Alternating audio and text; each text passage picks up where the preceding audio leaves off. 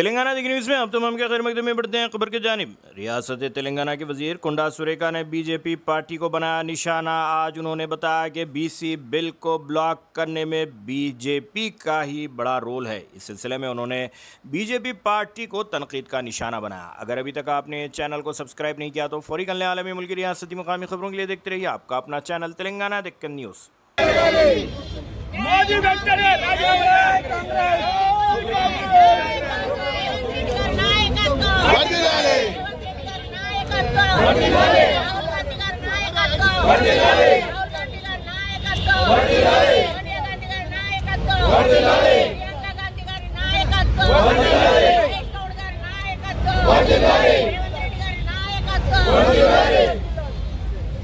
Reservation Rahul Gandhi గారు ఏదైతే Kamareddy declaration లో చెప్పారో దాన్ని ఈరోజు మన ముఖ్యమంత్రి గారు దాన్ని ఒక ఛాలెంజ్ గా తీసుకొని మరొక రెడ్డి బిడ్డ అయినా కూడా ఈరోజు ఆయన దాన్ని ఛాలెంజ్ గా తీసుకొని 42% తెలంగాణలో మేము అమలు చేస్తాము అని చెప్పి కులగణన చేసి మరి 1 year పాటుగా ఈ కార్యక్రమం జరిగింది. ఇంటింటికి వెళ్లి లెక్కలు తీల్చి ఆ లెక్కలన్నిటి కూడా మనము రిజర్వేషన్ రూపంలో ఒక ఆర్డినెన్స్ తీసుకొచ్చి ఆర్డినెన్స్ తోటి అదేవిధంగా మేము కేబినెట్ లో కూడా దాన్ని ఆమోదం తెలిపి ఆ తర్వాత మేము బిల్లు రూపంలో అసెంబ్లీలో ప్రవేశపెట్టి బిల్లు కూడా పాస్ చేసుకుని మరి అది గవర్నర్ గారి దగ్గరికి పంపినప్పుడు గవర్నర్ ఒక సంతకం పెట్టేసి ఉంటే అక్కడ ఎక్కడ సమస్య వచ్చి ఉండేది కాదు. ఇప్పుడు రోజు 42% తోటి మొన్నటి నోటిఫికేషన్ లో ఎలక్షన్స్ జరిగి ఉండేవి.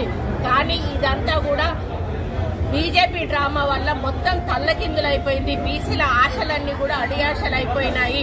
మరి వాళ్ళు అసెంబ్లీలో మద్దతు చెప్పారు, బయటికి పోయినాక తోక జాడిచ్చారు. గవర్నర్ సంతకం పెట్టాల్సింది పోయి గవర్నర్ దగ్గర నుంచి ప్రెసిడెంట్ వరకు తెప్పించుకున్నారు. అసలు ఏ ప్రభుత్వం అయినా ఎవరున్నా కూడా గత కాంగ్రెస్ గవర్నర్ ఉన్నప్పుడు తెలుగుదేశం వాళ్ళు కానీ అధికారంలో ఉన్నప్పుడు ఏ బిల్లు వచ్చినా కూడా గవర్నర్ గారు సంతకం పెట్టి పంపేవారు. స్టేట్ దాటి పోవాల్సిన అవసరమే లేదు. సో దాన్ని స్టేట్ దాటి కేంద్రం దాకా తీసుకెళ్లి ప్రెసిడెంట్ దగ్గర ఒక కోల్డ్ స్టోరేజ్ లో పెట్టి కొని రిజెక్ట్ అన్నా చేయాల్సింది, ఒప్పుకోనన్నా ఒప్పుకోవాల్సింది. రెండు చేయకుండా పక్కన పెట్టేసుకొని డ్రామాలు ఆడుకుంటూ మరి మేమేం చేస్తామని తమాషా చూసుకుంటూ బీసీ బిడ్డలని ఈరోజు మరి వాళ్ళ గురించి ఆలోచించకుండా ఇక్కడ అందరూ కూడా తపనతో ఉన్నారు. మాకు వస్తుంది రిజర్వేషన్, మాకు సమన్యాయం జరుగుతుంది, సోషల్ జస్టిస్ జరుగుతుంది. ముఖ్యమంత్రి గారు ఒక మంచి నిర్ణయం తీసుకున్నారు. కేంద్రం కూడా ఒక సంతకం పెడితే మాకు వస్తుంది అని చూస్తున్న సమయంలో వాళ్ళు దాన్ని విడుదల చేయకపోవడం వలన మేము లోకల్ బాడీ ఎన్నికలకు పోవాల్సిన సమయంలో జీవో ఇష్యూ చేయడం జరిగింది. ఆ జీవో ఇష్యూ చేయడం వల్ల కొంతమంది బయట అపోజిషన్ పార్టీ వాళ్ళు ఇది ఇవ్వకూడదు అని చెప్పి వాళ్ళు పిల్లయ్యడం వలన దానివల్ల ఇక్కడ హైకోర్టులో కొట్టేయబడింది, మళ్ళీ తీసుకెళ్లి సుప్రీంకోర్టులో కొట్టివేయబడింది.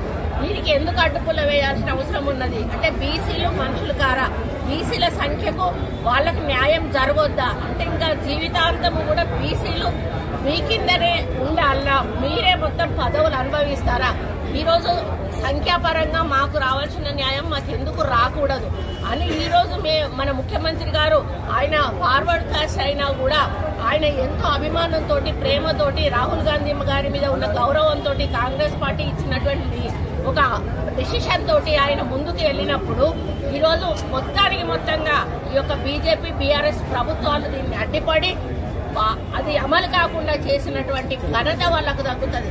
ఈరోజు బీసీల పాపం వాళ్ళకు కొట్టుద్ది. ఎందుకంటే నేను చాలా హ్యాపీగా ఫీల్ అయ్యాను. మా లైఫ్ లో ఈరోజు తెలంగాణలో బీసీలకు ఒక సమన్యాయం జరగబోతుంది అన్న సమయంలో వీళ్ళు ఒక రాక్షసుల్లాగా అడ్డుపడి ఈరోజు కేంద్రంలో ఒక గవర్నర్ దగ్గర దాన్ని పెట్టి ప్రెసిడెంట్ దగ్గర దాన్ని పెట్టి బయటికి తీయకుండా ఆపడమే కాకుండా మేము హైకోర్టులో వేస్తే హైకోర్టులో కౌంటర్ వేస్తారు, సుప్రీంకోర్టులో వేస్తే సుప్రీంకోర్టులో కౌంటర్ వేసి ఈరోజు ఆ బిల్ పాస్ కాకుండా చేసి బీసీలకు అన్యాయం చేశారు. కాబట్టే ఈరోజు వాళ్ళకి నిరసనగా మీరు అమలు చేయలేకపోయారు, మేము చిత్తశుద్ధితో అమలు చేశాం.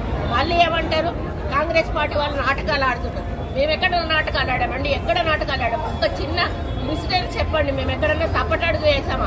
పద్ధతి ప్రకారంగా రూల్ ప్రకారంగా ఏ విధంగా ముందుకెళ్లాలో ఆ విధంగా మేము ముందుకెళ్తాం. అడ్డుపడింది మీరు, ఆపింది మీరు, ఈరోజు అది అమలు కాకుండా చేసింది మీరు. కాబట్టి మీరు బీసీ బిడ్డలకు క్షమాపణ చెప్పాలి.